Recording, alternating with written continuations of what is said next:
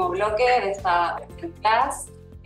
Vamos a ahora compartir un espacio con Luca Baldini y luego con Raisa Trinzi. Y como les conté antes, quienes hayan anotado una idea, una inquietud, una pregunta, o lo hagan a partir de ahora, luego de eso vamos a tener un espacio de intercambio y nos gustaría muchísimo también poder escucharlos a los que están acá y a los que están online. Así que ojalá puedan acompañarnos entonces. Luca, bienvenido. Te voy a dar la palabra para iniciar entonces tu presentación. I'm going to speak in English if it's okay for all of you. My Spanish is really bad, and my all research is in English, although I am Italian, as also Mariana already introduced us. My name is Luca. I am a PhD researcher in Sapienza, the University of Rome, and ISIA Roma Design, lecturer and tutor with also Raissa Trinci, and also working with her for the Ministry of Economic and Finance Affairs in Italy. I'm gonna take a step back compared to the amazing presentations we had this afternoon. Here it's almost 11 in the evening in Rome, so I guess here it's around afternoon for you in Buenos Aires. Um, and reflect on a bit of theory and then sharing some case studies in the application of design in social innovation, specifically in the public sector. So when we look at this picture that I usually present when I'm, trying to reflect on the impact of design within the context of public sector and the challenges that we have within these specific endeavors, I stop and look at this picture and ask myself, what do I see and what do we see in this picture? First of all, we see a man sitting on a bench. Is in Paris. We recognize the French Parisian benches of the French public gardens. He's reading a newspaper, he's holding a walking stick, and I wonder, is he a user, a customer, a citizen? Well, a person is always a human being, but that we are not always considered to be customers, users, or citizens. And these terms are quite important in the application of design in the context of the public sector. First of all, a customer purchases a product, a service, and interacts with specific companies. Here's a picture of a man standing in front of one of the famous fashion brand. So it is interacting with a specific company in this regard. A user interacts with interfaces, machines, both physical and digital. A citizen votes, participate in public life, demonstrates, and also does, something that maybe we don't like to do often, which is also respond to our obligations, which among of this, it's paying taxes. So customer, user, and citizens are three terms that bring along different normative and value models that shape the way we think, act, and design. So if we think about customer centricity, we might design for customers. If we think about user centricity, we might design for users. And eventually, if we think about citizen experience and citizen journeys and citizen centric design, we might design for citizens. However, what is really interesting is that design theory and practice often uses these terms interchangeably. So we often talk about customer centricity in the context of public sector. We talk about user centricity in the customer of the private sector, specifically when addressing, a customer journey to, let's say, buy or purchase a certain product or service. So what I did, I started to question whether or not there are differences between these four different human-centered parties, namely customer centricity, user centricity, citizen centricity, and of course, human centricity, and investigated these terms through four lenses: the type of relationship that each of these establish, the audience that they address, the scope that they aim to achieve, and the values that they bring. And the reason why I did this research is to try to shed new light on what happens when we apply design methodologies, design processes, design tools, design vocabularies in different contexts. What emerged in this research is that actually there are two distinct clusters that we can recognize. One that it's, the customer centricity and user centricity cluster, and the other one which is human centricity and citizen centricity cluster. The first cluster, which refers to, again, a customer and user centricity, what it's interesting is that the type of relationship that it establishes is bidirectional. So we saw earlier in the example, I am a customer of a specific company, I am a user of a specific product. Therefore, it's bidirectional. It's exclusive and contextualized, so it's context dependent. It addresses a specific type of audience, which is either a user or a customer, which is defined and specific. The scope that they both aim to achieve is to work with what the literature call socio-technical known problems. So for instance, a user has difficulties to access a specific set of products, or a customer cannot, proceed to buy a certain service because there are socio-technical problems that needs to be solved. And these are quite known and fixable in a way. And eventually, the values that they bring, it is related to the transaction that they establish and then the solution that they bring. Of course, either I'm a user or a customer, I always involve myself in a transaction, again, with a specific company, a specific product, in a specific and contextualized environment. On the other side of the spectrum, which is also the focus of our Design for Social Impact program, it's the human centricity and the citizen centricity paradigms.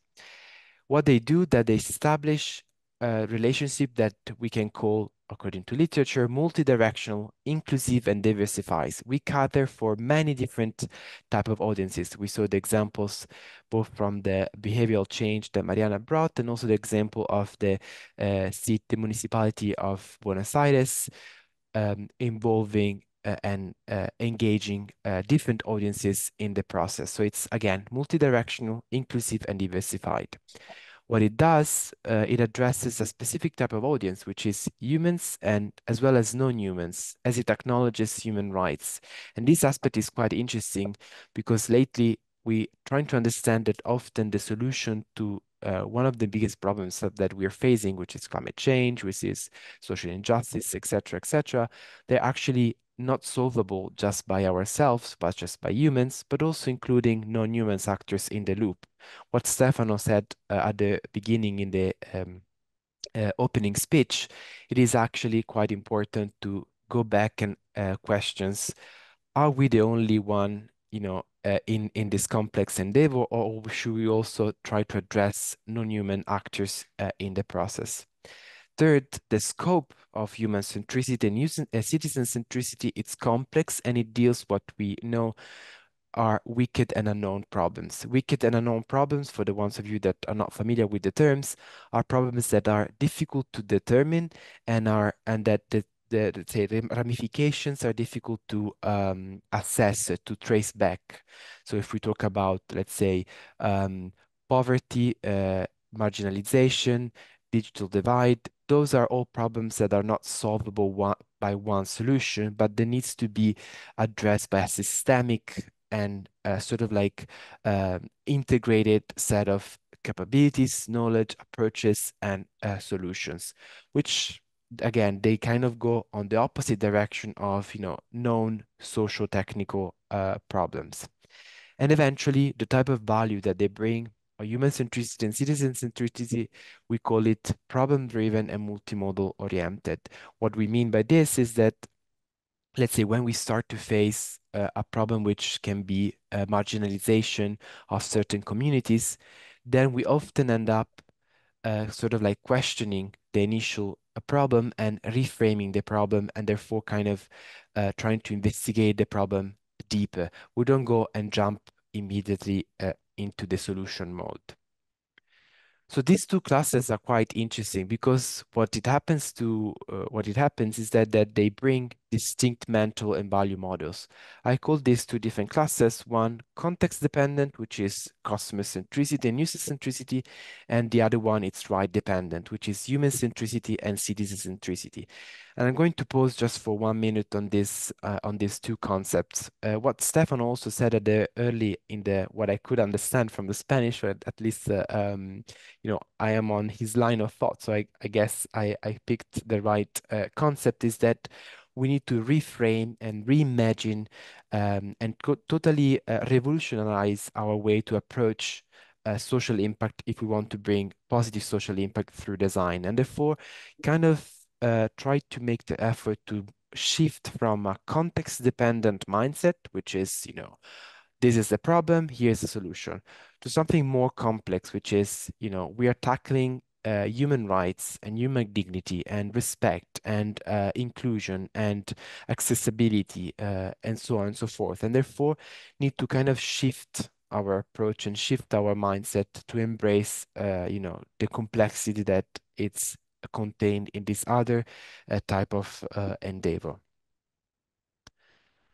So then, you know, it's quite of a complex issue. It's not easy, and instruments and tools are there to help us, but still, type of the we need to kind of face our ourself and position ourselves to make specific moral and ethical choices that have to be made.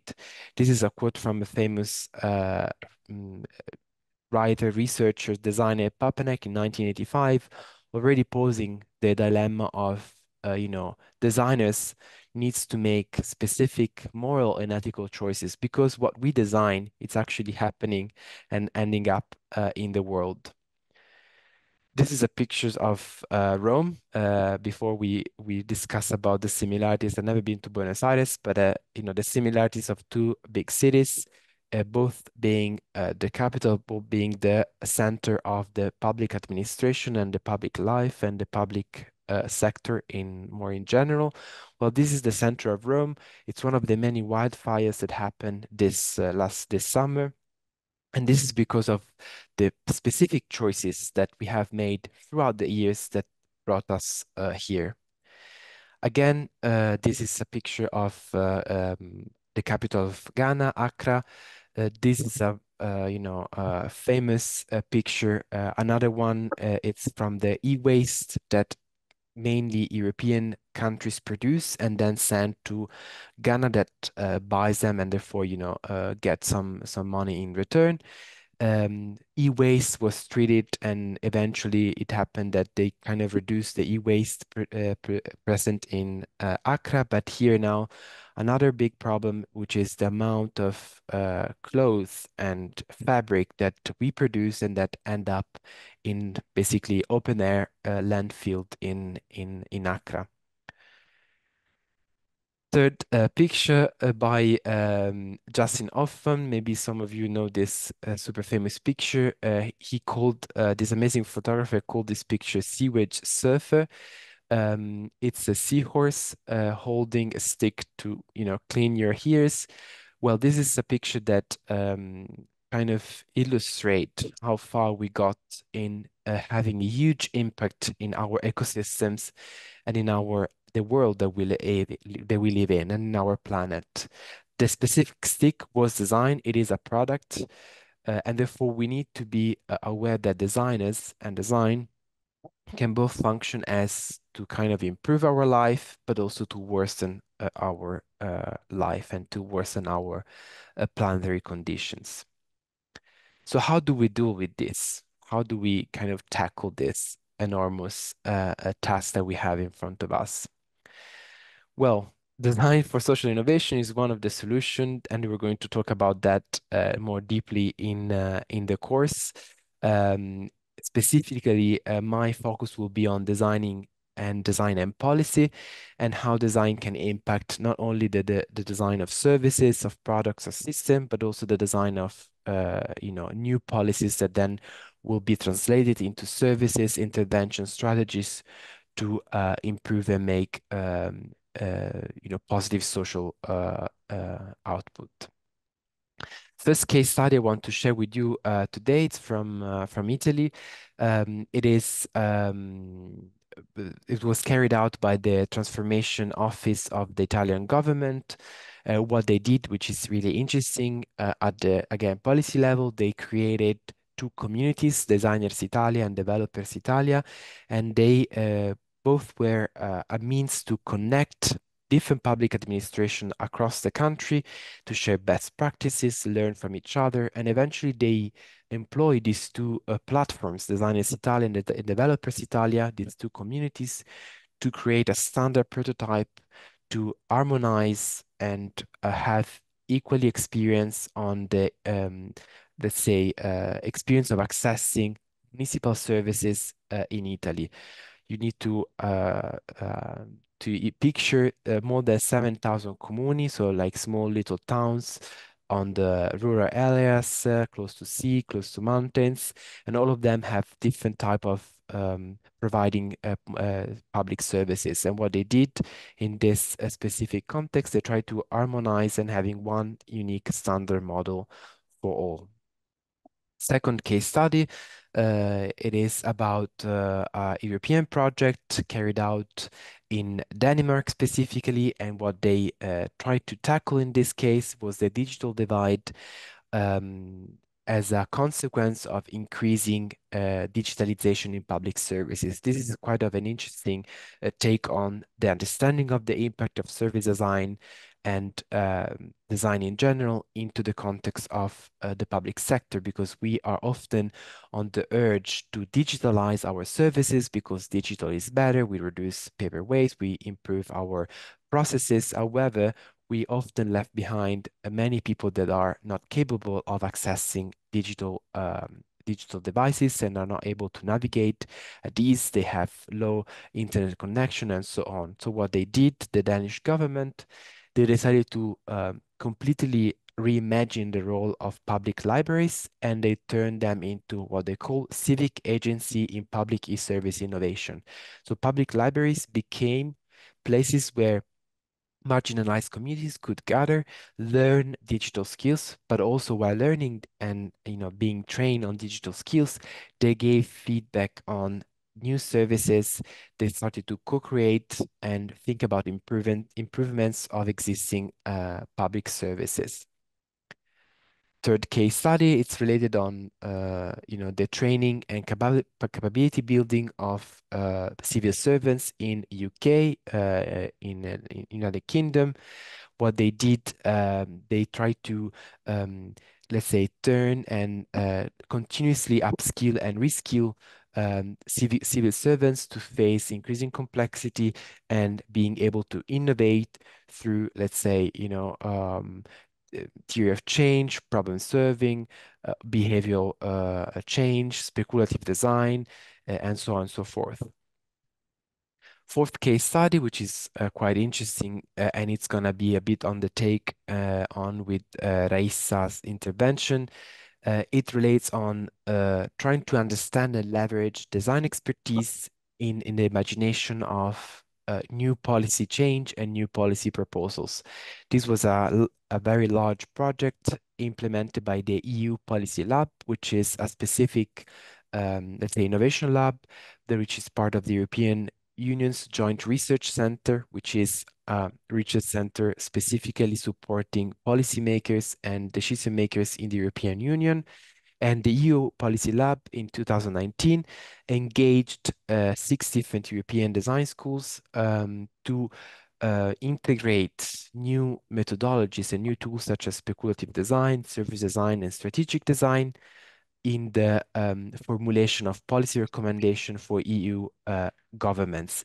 So the approach that they followed, which was quite innovative, is they open up the dialogue to many different participants and many different citizens from the different member states. They gather feedback, they co-created different scenarios, and eventually arrived to different policy recommendation for the future of government in 2030. Now, looks like a bit outdated because we are already in 2024, but still the recommendations are quite, let's say, fitting. The last case study I wanted to share today, it is again on the policy innovation and implementing and introducing design into the context of policy making.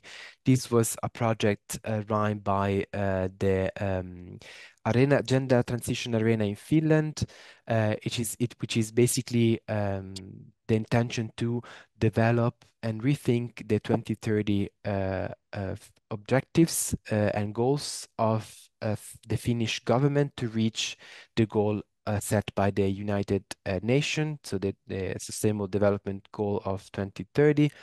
And what they did through a series of different series of workshops, they assess and set up a transition vision for the whole country, so Finland, and they gather many different participants, more than different 58 members of the National Commission of Sustainable Development were engaged in the process. The process lasted over more than 1.5 years. And what they did, they first set up a vision, goals and targets for, let's say, a greener and more fair Finland, reaching towards the Sustainable Development Goal. Then they imagine different transition pathways, so how to get to this vision and goal that they try to reach. They came up with 6 different pathways. These pathways were investigated, discussed, and different synergies and contradictions emerged. Then again, they gathered all the participants in a second workshop, a second round of workshop, and redesign the different pathways, are just roadmaps to get to this transition vision. And at the end, they concluded the experience with policy principles and implementation principles for achieving, the United Nations Sustainable Development Goals of 2030 in Finland. These different examples and different cases that I brought today show how design is actually moving up from being merely located into the products and maybe communication sphere to service and strategy to then policy and systemic interventions. And it's something that we're going to discuss and focus further, sharing some theory, but also bringing some tangible and concrete tools for you to learn how to integrate design into the policy making process and how integrate policy into the design and in the co-creation processes, including different stakeholders and actors in society. Thais, I think I finished. I don't know if you want to take on the screen. Gracias, Luca. Y busco de compartir la pantalla.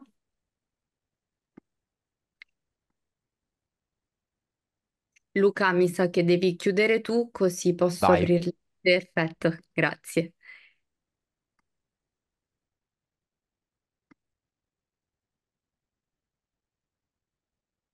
¿Todo ve en la pantalla? Si podés, Raiza, ponerla como Sí, presentación. Sí, se ve perfecto. sí, la estamos viendo. ¿Así? ¿Se ve bien? Bárbaro. Sí. Perfecto. Gracias. Y voy a presentarme, soy Raísta y soy colega de Luca y trabajamos adentro de la Administración Pública Italiana y soy profesora de diseño de servicio en ICIA de Roma. Ahora vamos a hablar de diseño especulativo, crítico y futurista, o sea, cómo imaginar nuestro futuro para empezar a construirlo hoy. Y vamos a empezar también haciendo una pregunta sobre todo lo también que hemos hablado del diseño sistémico, o sea, cómo podemos diseñar el futuro adentro de sistemas siempre más complejos. Y la metodología del diseño especulativo busca de dar una respuesta a toda la cuestión del diseño sistémico. Porque el diseño especulativo es una práctica de diseño que explora y crea pensamientos críticos sobre futuros posibles y lo hace a través de creaciones de escenarios, prototipos y conceptos que no están hechos para ser implementados en el corto plazo, sino para hacernos preguntas, para involucrar lo que es un pensamiento crítico. Es una manera de manifestar posibilidades para prepararnos en desafíos que pueden ser también incómodos y facilitar un camino que sea más deseable. Es más una actitud que otra cosa, es una posición más que un método. También sí tiene una metodología porque tiene adentro procesos y herramientas bien precisas. ¿Y por qué es una respuesta al diseño sistémico, el diseño especulativo? Bueno, empieza siempre desde un punto que sería el what if, o sea, la pregunta del qué pasaría si. Haciéndonos estas preguntas podemos empezar a imaginar lo que pueden ser alternativas y futuros. ¿Qué pasaría si no permite de imaginar lo que puede estar alrededor de un contexto nuevo? Por ejemplo, algunos años atrás habríamos podido decir ¿qué pasaría si va a llegar un virus mundial global que va a parar todo por meses y meses? Era inimaginable, era algo que no estábamos preparados a esto. Y bueno, el diseño especulativo a través de preguntas va a buscar respuestas alternativas a estos futuros. Así que de un lado anticipa el futuro, explorando todo lo que pueden ser hipótesis posibles y alternativas para resolver problemas. Desafía el status quo porque cuestiona convenciones actuales, fomentando soluciones que son innovadoras y también las consecuencias que pueden tener estos futuros.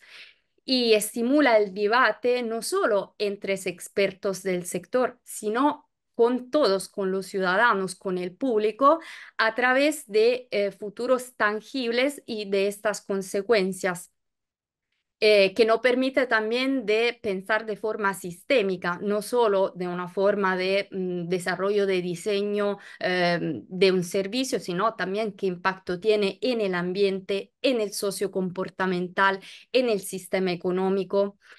Permite de evaluar implicaciones éticas y sociales, no solo de nueva tecnología, hoy como nunca es algo que cuestionarse sobre, por ejemplo, la inteligencia artificial, sino también de todo lo que pueden ser los impactos sistémicos sobre lo que una innovación puede traer en un futuro y ofrece un marco flexible para enfrentarse a la incertidumbre y a la estabilidad, que son peculiaridad de los sistemas complejos. Y al especular más y más en todos los niveles de la sociedad, es como si la realidad se vuelve más maleable de una forma. Y también, si el futuro no puede ser predecible, no hace aumentar la posibilidad de acceder a un futuro posible, deseable y también responsable. Y una cortita herramienta de cómo se ve el diseño especulativo a través de una ayuda visual. Nosotros vamos a partir en el presente, que la base del cono y representa todo lo que es el contexto actual. Y a medida que avanzamos hacia el futuro, el cono se ensancha y representa mucho más futuro posible. Ahí tenemos lo más cercano, que son lo futuro plausible, lo que podrían suceder basado en tendencias, en señales actuales, futuros probables, que tienen mayor probabilidad si estos señales continúan en el tiempo, futuros preferibles, que son los deseados por la sociedad, pero no necesariamente lo más posible. Y acá está el rol del diseñador y futuros posibles, que puede ser escenario también más, menos posible en el tiempo, en la hipótesis, pero no hacen discutir sobre lo que podrían ser cuestiones que se van a poner en este futuro. Y esto porque el futuro no es una línea recta, sino un abanico de posibilidades y alternativas. Y así que considera todo lo que son futuros plausibles, probables, preferible y posible, pero nunca los imposibles, porque a través de la investigación de lo que son los señales, va a investigar lo que puede ser, también si muy lejos. No es un ejercicio de imaginación en este sentido. ¿Y cómo comunica estos futuros el diseño especulativo? Lo hace a través de escenarios y de artefactos. Los escenarios tienen en cuenta los principales impulsores del cambio, identificando lo que pueden ser diferentes combinaciones. Si, por ejemplo, imaginamos dos fuerzas opuestas, de un lado público y privado, del otro tecnológico y natural, vamos a evolucionar cuatro diferentes escenarios que nos van a hablar de perímetro diferente, de cuestiones diferentes. Entonces, los escenarios nacen desde la investigación sobre tendencia tecnológica, pero no solo, también sociocomportamentales y ambientales. La imaginación, quindi el desarrollar nuevas narrativas, nuevos paradigmas y después visualizarlo en lo que pueden ser dibujos, historias o también escenario tangible.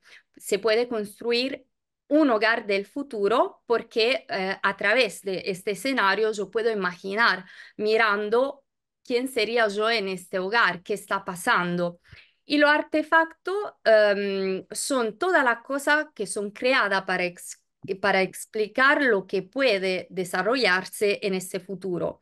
Y puede ser también objetos comunes en este futuro, no en el presente. Si, por ejemplo, estoy en este hogar futurístico y tengo un diario, yo puedo ver leyendo de qué habla, cuáles son los problemas de que está hablando ese diario, de quién está escrito, o también si se lee de la misma forma que yo conozco. Entonces, indirectamente, un artefacto puede hacernos pensar y cuestionar sobre lo que está pasando. Acá, por ejemplo, tenemos abajo en la derecha una imagen que es de un bebé transfigurado, un cuerpo transfigurado en un mundo de cambio climático cada vez más caluroso. Entonces, en este mundo, los padres eligen de transfigurar el cuerpo para la supervivencia humana, para que los niños puedan con estas aletas como la computadora despegar mejor el calor y sobrevivir y producir más. Entonces, algo así nos hace cuestionar mucho también de qué sería ético, por ejemplo, y hace empezar un debate que es interesante porque después nos va también a través de una máquina del tiempo a hacernos reflexionar sobre las cuestiones de hoy. Ahora le comparto algunos pequeños ejemplos porque el diseño especulativo se puede utilizar en cualquier modo, en cualquier forma. Así que le puse diferentes ejemplos. Esto es del mercado privado del Philips Design Probes, que no solo utilizó el diseño especulativo, sino fue un divulgador, porque tanto fue el suceso de lo que pasó en este programa que fue un promotor en este sentido. Exploraron en este programa lo que fuera un futuro posible mediante de la creación de conceptos y a través de el estudio de las tendencias. Y hicieron diferentes conceptos innovadores. Uno es Microbial Home. Muy interesante porque imagina un hogar en el que bioreactores convierten los residuos alimentares en energía, creando un ecosistema em, autosuficiente. Y ahí también se involucraron mucho, se crearon muchos conceptos sobre la integración de diseño doméstico, proceso biológico y ecológico. Así que claramente no fue un concepto para ser involucrado en el corto plazo, pero permitió a Philips de un lado, de innovar la tendencia, de estudiar cuáles son la tendencia futurística y del otro, la más importante, de encontrar estrategia de innovación con mayor claridad y enfoque. Otro ejemplo totalmente diferente es el de United Macro Kingdoms, a donde en un proyecto en Londres se determinaron 4 diferentes reinos alternativos. Empezando desde fuerza opuesta, desde colectivo y individual y tecnológico y natural, con un enfoque también en la sostenibilidad. Y ahí nacieron entre estos reinos el Digitarian, donde todo está controlado totalmente desde el digital, así que se tienen servicios perfectos, pero la gente está controlada totalmente desde los datos. Lo Communo Nuclearis, que es más una comunidad socialista donde se soluciona todo lo que es un servicio público a través de la energía nuclear. Después está lo bioliberal, que también usan tecnología y datos, pero más para la vida sostenible. Y la anarcoevolucionista, que rechazan totalmente todo lo que es tecnología a favor de la autosuficiencia natural. Y este experimento fue muy importante porque fue traído en una muestra y hizo mucho debate, no solo entre los expertos de sectores socioeconómicos, pero también entre la persona, los ciudadanos, también si algunos de estos escenarios eran muy distópicos. Algunos pequeños ejemplos que hemos hecho en workshop, en este con el Politécnico de Milano, New Hybrid Working Paradigm, o sea, hemos pensado a todo lo que podían ser los futuros del mundo del trabajo, esto porque después del COVID estaban cambiando la tendencia. También si ahora parece que estamos yendo otra vez un poquito para atrás, pero no es eso importante, sino empezar a pensar lo que pueden ser diferentes cambios. En este caso eran 4 temáticas. Una era el rol del líder, pensando también que el líder de hoy puede cambiar totalmente rol mañana. Es humano, es una máquina, es un híbrido. Esto también cuestionaba mucho y hacía también miedo a la misma vez. El papel de la empresa, el primer día del empleado y ahí muchas como tecnología de realidad aumentada también para aprender más, para socializar más. Y la rutina diaria. En la rutina diaria también fue muy importante porque se estudiaron todos los casos donde los trabajos que tienen mucha burocracia, pero no son hechos para la burocracia. Por ejemplo, el doctor, a través de una inteligencia artificial, buscaba de acelerar todo lo que era burocrático para dar mejor calidad al tiempo para todos los pacientes, para la gente enferma. La cosa importante acá fue utilizar también una máquina del tiempo conceptual, o sea, después que hemos individuado el futuro preferible, hemos también conceptualizado todas las acciones que necesitamos hoy para ir hacia ese futuro. Y eso hace que se pueda hacer mucha estrategia desde hoy para todo lo que pueden ser acciones burocráticas, ambientales, tecnológicas. Otro workshop con Luca hemos hecho siempre con el Politécnico de Milano, el futuro de la movilidad, y hemos trabajado con una reconocida empresa del sector de la movilidad italiana. Y fue muy gracioso porque vino y nos solicitó la creación de nuevos servicios, o sea, no pidió simplemente de ver qué otros servicios se podían agregar. Nosotros, estudiando un poco a través de diseño especulativo, hemos dicho, mira, cambiamos totalmente la pregunta. ¿Qué significa diseñar un servicio para los propietarios de automóvil? Porque ese era el enfoque. Si la movilidad tal como la conocemos dejará de existir. Entonces fue un poco chocante para la empresa porque decía, ¿cómo? Si mañana no va a existir más un auto propio, nosotros no vamos más a existir. Y eso fue muy importante porque hemos individuado diferentes escenarios sobre fuerza opuesta, colectivo individual y producto y servicio. Y ahí, desde la tendencia tecnológica, sociales y ambientales, hemos creado algo diferente donde la movilidad podría cambiar drásticamente hasta un escenario sin automóvil privados en el mundo, pasando a través de la pregunta, ¿qué pasaría si vamos a estar en un mundo sin automóvil? ¿Cómo va a cambiar el servicio? Pero también cómo vamos a caminar en la ciudad, cómo cambia la economía y cómo cambia también la dinámica sociocomportamentales entre los ciudadanos. Bueno, acá termina la presentación y ahora está un bloque 3 a donde vamos a hacer un conversatorio y nos gustaría como interactuar con ustedes, hacerle preguntas, no está respuesta buena o respuesta mala, es más compartir lo que pueden ser ideas, partiendo desde el principio, desde como Stefano había dicho, el diseñador. El diseñador está cambiando siempre más su rol en el mundo, desde el diseño de productos, servicio. Ahora sabemos que el diseñador será una figura interdisciplinaria capaz de imaginar de manera sistémica y colaborativa el futuro deseable. Entonces la pregunta que le queremos hacer es, ¿cuáles podrían ser los nuevos roles de los diseñadores en un futuro próximo? Anímense los que estén en la sala y también los que están conectados, ¿sí? La idea es que o sea un espacio de reflexión, de intercambio. Puede estar relacionado con esto, con algo que vimos antes, con una idea que ustedes tienen.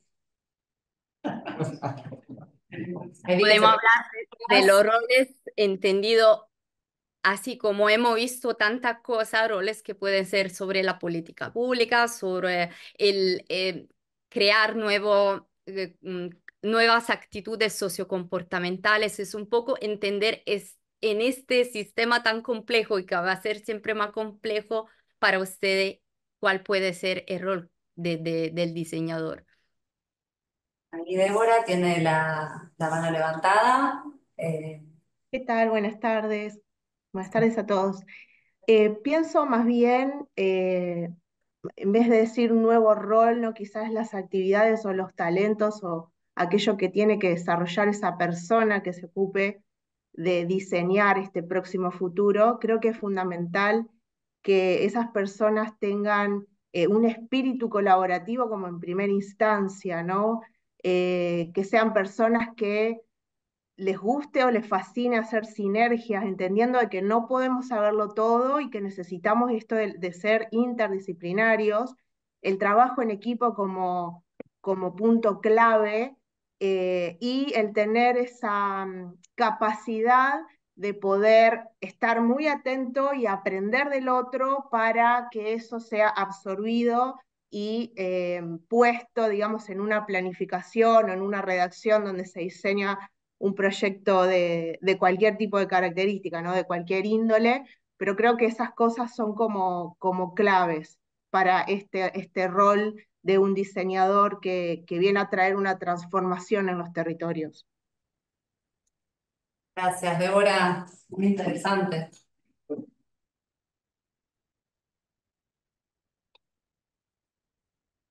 ¿Alguien más que esté en Zoom? Anímense, se pueden desmutear y participar, ¿sí? Yo imagino el rol del diseñador como el de un traductor o intérprete entre, digamos, la necesidad o el problema, un problema, bueno, y la experiencia misma, ¿no? O sea, y la solución, digamos, la mejor solución para la persona usuaria, un poco volviendo a lo que comentaba Mariana al principio, esto de que el diseño sirva para guiar a la persona en la decisión correcta, por así decirlo, o en la decisión, en la mejor decisión posible. En ese sentido, como que se me viene a la imagen como el rol del arquitecto, ¿no? Hablaron de arquitectura de decisiones, me gustó mucho ese término porque es un poco, es un poco eso, ¿no? O sea, que si tuviera que poner una etiqueta, el rol del arquitecto, el diseñador como arquitecto, lo veo por ese lado. No sé qué opinan. Muy bueno, Sara, gracias también por el aporte. Creo que son todas lecturas que empiezan a cruzar, ¿no? muchos de los conceptos que hoy estamos desarrollando. ¿Alguien más que quiera responder esta pregunta? De los que están en la sala, ¿nadie se anima a...? Sí, una ecuación, al estilo de lo que hablábamos en el break de algo tomando, ya se habló tanto de la pandemia, de lo que pasó con el ADN y el ARN mensajero, o sea, la idea de ir a la esencia de la cosa, que en ese momento sea el problema o la perspectiva de lo que se entienda como un problema futuro que tiene su origen hoy, en el sentido de ver que hay una secuencia que tiene consecuencias, entonces conociendo esos factores, integrándolos en una ecuación probable y que pueda ser llevada a la práctica, ¿no? Me gustó mucho lo de los tiempos posibles, o sea, una práctica que involucra lo que ocurre hoy, el mediano plazo, el largo plazo, sobre todo también algo que hablábamos en el coffee break del tema de siempre teniendo como prioridad los recursos disponibles, ¿no? O sea que la síntesis sería una ecuación. Muchas gracias. ¿Tu nombre? Jorge. Jorge, gracias. Bueno, si les parece... Claro, que la verdad que es súper interesante. Quizás podríamos, el rol, esta cuestión de pensar múltiples escenarios, ¿no? El diseñador está como todo el tiempo teniendo que pensar esos múltiples escenarios. Y quizás cuando yo me pongo en el lugar en el que a veces uno tiene que planificar, a veces planifica escenarios que apuntan a lo deseable. Estamos todo el tiempo pensando en escenarios que apunten a resolver el problema puntual que necesitamos resolver, quizás desde una política pública. Y este mapeo, que a veces pensar en el escenario posible es interesante, y en aquel que sea como más futurista, ¿no? Eso fue como... ¿Qué pasa, no, con lo que se desea también? Sí, porque tal vez todos creemos que es lo que... de nuevo, el sesgo del statu quo. Bueno, lo deseable... Bueno, no, lo deseable no necesariamente es lo preferible, ¿no? Y también es como derribar algunas barreras ahí para poder hacernos esas preguntas. Sí, sí, sí. Algo interesante. Para mí hay algo que me parece tremendamente interesante de lo del futuro, pero creo que cada vez que hacemos perspectiva, un poco condicionados por el entorno de Netflix, que son dos distopías, es todo catastrófico y no tendemos a imaginarnos utopías, un mundo mejor. Es como, bueno, todo viene violento, todo viene tétrico. Y como nuestro trabajo como diseñadores es, bueno, che, enviemos este escenario posible por cosas más maravillosas. Bueno, Y ahí hay como algo... enganchando un poco lo que ella dice, yo también me había quedado pensando en lo que comentó y trajo Luca, ¿no? En su caso, este trabajo inmenso que consiste en pensar un futuro con un montón de personas que van a traccionar para que sucedan cambios súper concretos, nada como nada artificial, digamos, como muy, muy concreto y pensando en los años que van a venir, miraba sus imágenes y entendía también cómo el pensamiento del diseñador fue trasladado como a un problema de gobierno, gobernanza, no sé, de citizens, ¿no? De ciudadanía, no me salía ahora, estamos multilanguage, entonces, de ciudadanía. Y decía, qué valorable, desde mi rol de diseñadora, digo, qué valorable que mi forma de pensar, la forma de pensar del diseño puede inundar otros sectores que en otro momento, más industriales, no tenían cabida. Y me parece que el rol del diseño también empieza a resignificarse de ese lugar. Lo hablábamos en el break con los chicos que están estudiando diseño industrial y que vinieron a escuchar y a abrir un poco la cabeza, y les decía, bueno, ¿cómo se va a resignificar su rol cuando salgan? Pensando y comparando, por ejemplo, con vos, Marian, que sos diseñadora industrial, pero de otro tiempo, y ellos ahora pensando en el nuevo rol, ¿no? Como esto, que va a ir inundando desde lo invisible, desde nuestro pensamiento, desde nuestra forma de articular y orquestar masas de personas pensando, y no necesariamente son diseñadoras. Incluso cosiendo el tema con la presentación de Mariana, es eso, como el diseñador animándose a correrse de esa caja y dar la respuesta que se espera de uno, o la respuesta típica. Y es como súper interesante. Sí. Sí, Y hay un tema de hábitos también. sí, es terrible. Los hábitos es como un eje central total, ¿no? Sí. Bueno, Bueno, yo ahí, una mirada de afuera, porque no soy diseñador, pero creo que viendo esto, me parece que el diseñador puede aportar. La sociología o la economía han encontrado muchos emergentes de esos hábitos con consecuencias socialmente negativas. Porque el ambiente es muy claro, digo, pero yo viniendo de la comunicación es muy evidente y se está viendo en jóvenes el impacto, jóvenes y adultos también, ¿no? Pero del celular.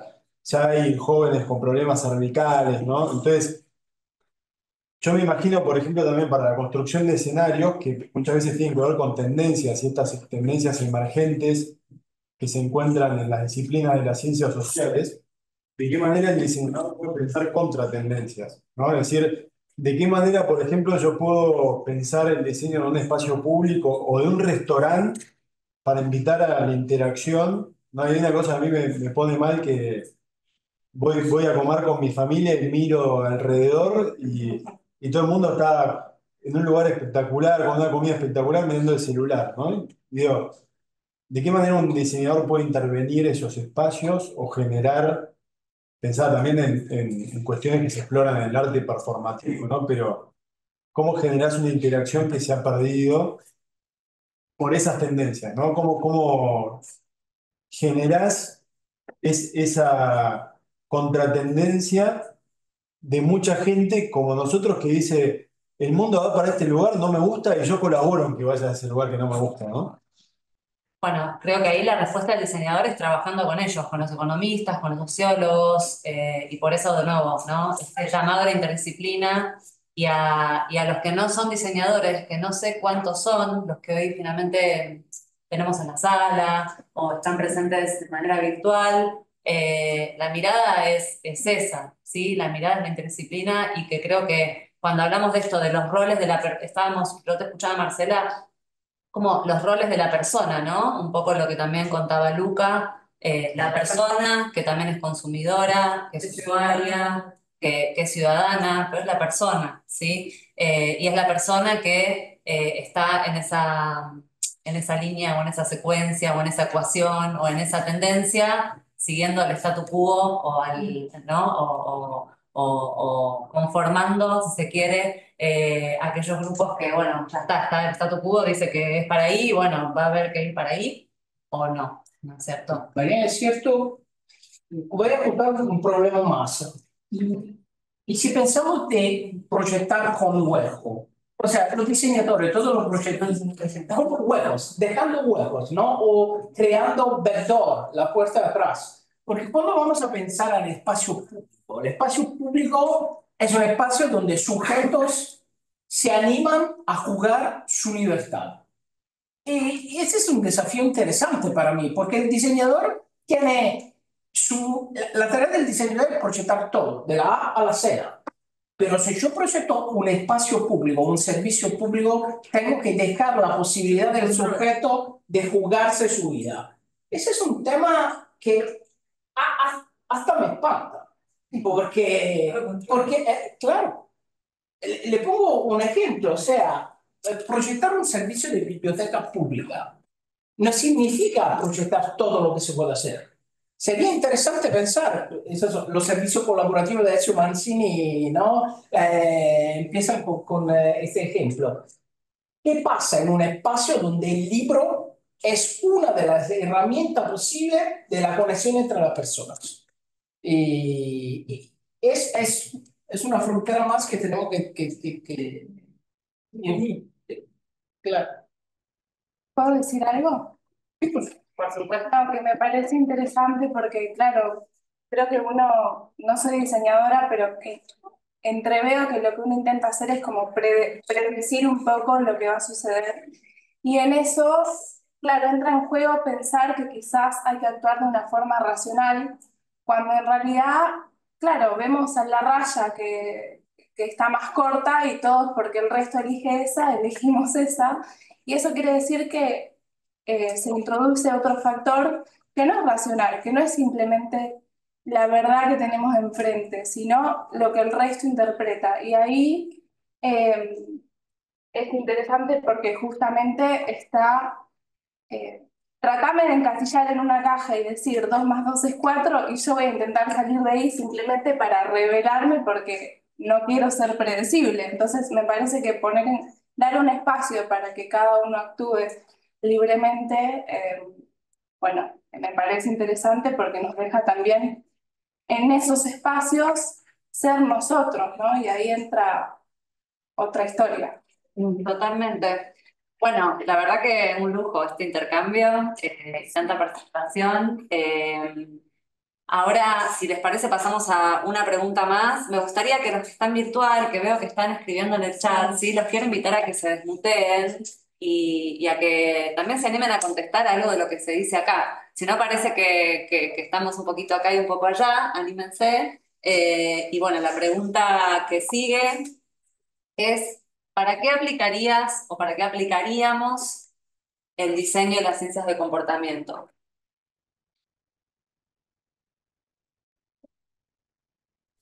Bueno, en mi caso particular, yo trabajo en lo que es el diseño de experiencia, entonces trabajo mucho con producto digital, pero recién lo que comentaba en el ejemplo de la biblioteca me hizo pensar en un problema quizá más, en otro tipo de problema, por ejemplo, el del celular en el aula, ¿no?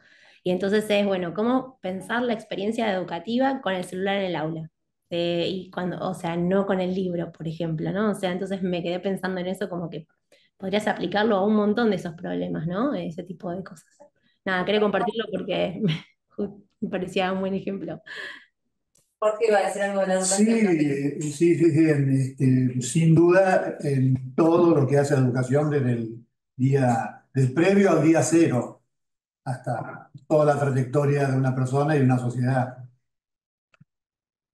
Hace poco les voy a contar algo, ¿sí? Hace poco vi un caso, paréntesis muy chiquito, relacionado con los sesgos y también con esto de, bueno, cómo se crea la cultura y cómo se van definiendo también estereotipos, ¿no? En las sociedades. Eh, y contaban sobre un caso de un experimento en donde se le preguntaba a niños de temprana edad quién era su héroe. Y después se contrastaba la misma pregunta y las mismas respuestas a una edad un poco más avanzada y después a una edad un poco más avanzada. Y lo que sucedía era que a medida que los niños crecían, cada vez más eran los héroes hombres que las heroínas. Era algo que iba cambiando a medida que pasaba el tiempo, ¿no? Fíjense cómo también ahí hay tanta oportunidad para trabajar, como se está diciendo, en la educación, en todos los aspectos y los espacios, ¿no? En la familia, que es el grupo de socialización primario, como todo el desarrollo también cognitivo de las personas. Hay casos muy interesantes. En Finlandia, por ejemplo, hicieron estudio biológico sobre espectros de atención, movimiento.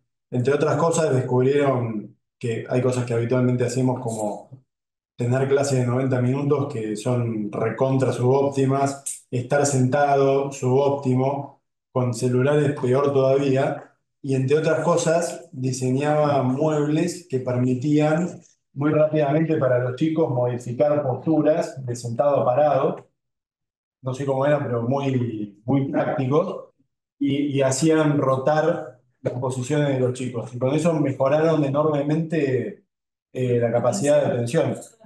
¿No? Entonces, partiendo, digamos, del conocimiento que te puede dar también eh, ciencias naturales, se pueden pensar intervenciones que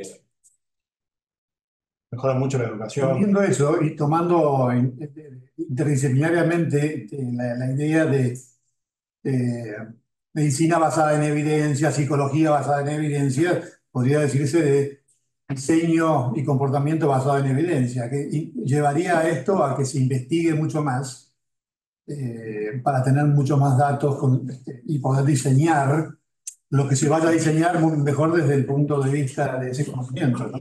Sí, algo de este curso quiero que sepan que tiene contenido también orientado a eso, ¿no? A empezar a poner más acento en la evaluación de impacto y en la investigación con métodos mixtos, no solamente cuantitativos, también los cualitativos, justamente para obtener indicadores que nos permitan, primero, bueno, entender qué desafío vamos a abordar, y segundo, ir monitoreando los efectos de aquello que vamos haciendo, ¿no? ¿Alguno de los que no participó todavía, que no comentó, que no respondió preguntas, que quiera hacer su aporte? Vale, en la Yo sala. quiero mencionar un punto, responder a la pregunta dónde aplicaría el diseño y ciencia del comportamiento.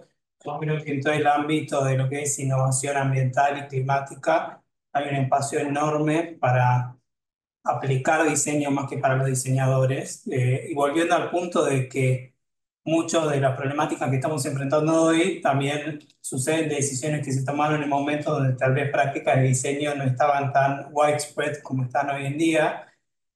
Y realmente creo que estamos en un momento pivotal para poder hacer ese cambio hacia este escenario ideal, este escenario deseado donde la ciencia muestra que podemos llegar si hay un trabajo en conjunto, ¿no? Y realmente creo que hay un desafío para el diseño y la ciencia del comportamiento en cada ámbito, pensando desde el consumo, desde cómo consumimos y de cómo nos concientizamos sobre la problemática, cómo accionamos, hasta ciencias de comportamiento en el ámbito industrial, ¿no? Creo que un diseñador puede tener un impacto enorme desde si está diseñando un producto en una farmacéutica, a si está diseñando una llanta, a si está trabajando en temáticas de comunicación sobre esta problemática. Para mí es un nicho súper interesante y hay ideas muy creativas que realmente están no solamente impactando en el ambiental, sino también generando soluciones que promueven la equidad, el impacto social y demás. Gracias, Facundo. ¿Alguien más? Muy interesante. Yo sumando lo que decía él, con esta mirada de un mundo ideal, de una situación ideal donde se pueda presentar un producto diseñado con impacto, también pensaba muchas veces el lado opuesto de decir, bueno, ¿cuál es el usuario ideal en ese caso? ¿Quién es el que yo pensaría que está destinado a encontrarse con esa propuesta, con esa política pública? Y del lado del diseño, en las primeras etapas, ver también cómo ese usuario ideal, que capaz ni siquiera existe y es algo súper abstracto de la realidad, también te da caminos a buscar un approach diferente al usuario real. Son como una diferencia que tenés el usuario ideal y el usuario real, y ese usuario real es el que al final también termina comunicando con lo que vos diseñás, sea un producto, sea una política pública, como dar un salto de fe en el hecho de decir, bueno, ese usuario real también comunica y está en contacto directo con lo que vos diseñaste. En realidad lo pensaba con lo que hablan ahí de los tachos de residuos. eh, Repartieron 1 millón, pero en realidad el usuario no vive solo, vive con familia, tiene amigos, tiene conocidos. Dice, no, me llegó un tacho de basura. El usuario también va creando una red de conexión y de divulgación de ese diseño que en realidad te termina acercando más a ese mundo ideal o a esa situación ideal de ese desarrollo. Te agradezco muchísimo esta intervención porque me permite decir una cosa. Ten cuidado, los más jóvenes sobre todo, ten cuidado con la teoría de las personas. O sea, muchas veces nosotros los diseñadores diseñamos servicios, productos por personas que no existen. Y ese es fundamental. Es un desafío más que tenemos. Ahí cuando Lucas hablaba, cuando dijo que vemos esa foto, me pareció una gran pregunta. Los diseñadores vimos usuarios, consumidores, que es como nos formaron, y de pronto dijo, es un ser humano. Pues, bueno. Sí, yo nunca lo hubiese visto como un ser humano. Podría haber dicho un viejo, podría haber dicho un montón de cosas, pero nunca un ser humano. Y ahí hay como un punto de quiebre para quién estamos trabajando, que es como vital. Sí, y nadie vio las 2 sillas nada más. Yo podría haber construido 1000 escenas, pero nunca hubiese dicho un ser humano. Seguro. Personas. Ay, no me levanté. María. Sí, María. Hola. ¿Cómo están? Hola. Yo soy Hola. veterinaria, no tengo nada que ver con el diseño, pero soy docente universitaria. Bienvenida. Hola. Pensé que era más, me uní a la charla porque pensé que era más de diseño y de gestión pública, porque estoy en una universidad pública de investigación y caí en esto maravillada. Y algo que me llama mucho la atención es que desde el sector público no es común, este caso que mencionaron de la ciudad de Buenos Aires, no es común contar con equipos interdisciplinarios y mucho menos con diseñadores. Y es algo que es una falencia muy grande a nivel de gestión y de docencia y de investigación, cómo salir de nuestros nichos disciplinares. Incluso desde las disciplinas nos cuesta acceder a los puestos de poder, ¿no? Que en general se eligen de manera política partidaria, y cómo esto es un nivel mucho más avanzado de cómo pensar las políticas públicas, y qué importante sería empezar a favorecer esa articulación y empezar a realmente a nivel, otra vez con el multilanguage, pero multisectorial o widespread, en todos lugares, a todos los niveles, trabajar en equipo, multidisciplinario, interdisciplinario, y cómo hacerlo posible, porque siento que además con el cambio climático, con todo este, siento que es negativo, ¿no? Como dijo una de las personas que estaba ahí, siempre pensamos en negativo, pero porque estamos viendo todo lo que está pasando y las necesidades, pero cómo hacer para hacer más rápido este proceso y de generar equipos realmente eficientes, ¿no? La verdad que me encantó. Gracias. Muy interesante también tu intervención. Muchas gracias. Cristina, que también tiene la mano levantada. Hola, Te escuchamos. ¿qué tal? ¿Qué tal? Buenas tardes. Bueno, yo soy licenciada en enfermería. ¿Se me escucha? Sí, sí. Eh, Soy licenciada en enfermería y bueno, me interesa todo lo que es el diseño y todo lo que es marketing y diseño, porque lo vamos aplicando a lo que es nuestro trabajar diario. Yo coordino un servicio de neonatología acá en La Plata. Y siempre voy siempre con el ojo más allá, ¿no? ¿Qué puedo hacer qué puedo diseñar para mejorar eh, la calidad de vida, ya sea de los pacientes pequeños, de los padres y de los acompañantes, también del sector de adultos? Y creo que está íntimamente relacionado el diseño. No sé si existe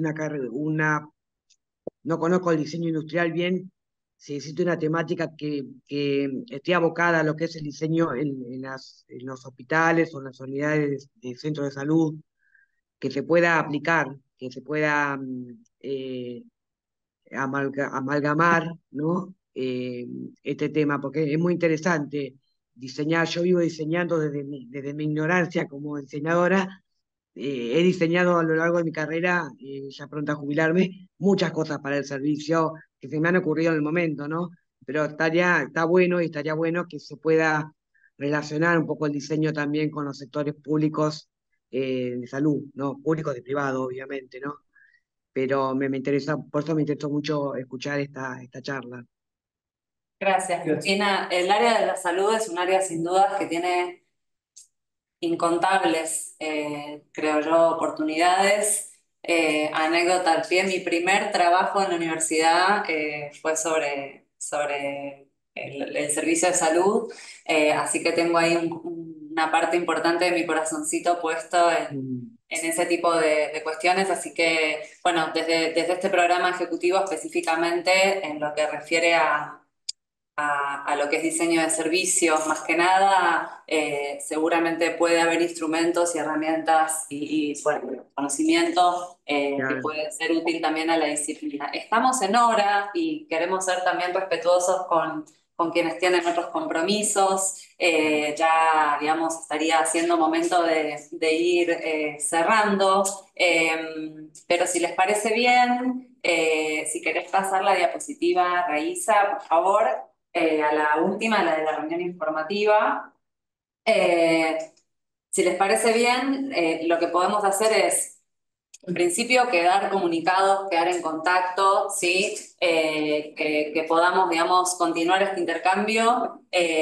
Nosotros tenemos por el programa a la próxima diapositiva, puede ser, una próxima reunión informativa, que es la semana que viene, en donde vamos a contar un poquito más sobre el abordaje que hacemos de estos temas en esta propuesta académica. Vamos a compartirles el material de este encuentro. La clase también fue grabada, así que vamos a ver las posibilidades de que puedan tener un backup, digamos, de lo que hemos compartido el día de hoy. Y de mi lado, de nuevo, agradecerles especialmente a todos por haber estado, por haber compartido con nosotros este espacio y más saludarlos. No sé si tienen alguna pregunta, alguna reflexión para cerrar, para despedirnos. Yo quisiera decir algo, escuchándolos a todos, ¿no? Y tratando de entender algún hilo conector. Me parece que una de las oportunidades que tenemos justamente es la de no pensar solo en términos de problema. El problema nos circunscribe, nos enfoca, nos da demasiado foco y no nos deja mirar el escenario un poco más grande. Entonces, yo sugiero, propongo que pensemos en términos de detección de oportunidades y no solo en términos de definir problemas a mejorar o a resolver. Me parece que percibo que eso podría ser como un intento de mini respuesta a algunas de las cosas que salieron aquí. Gracias.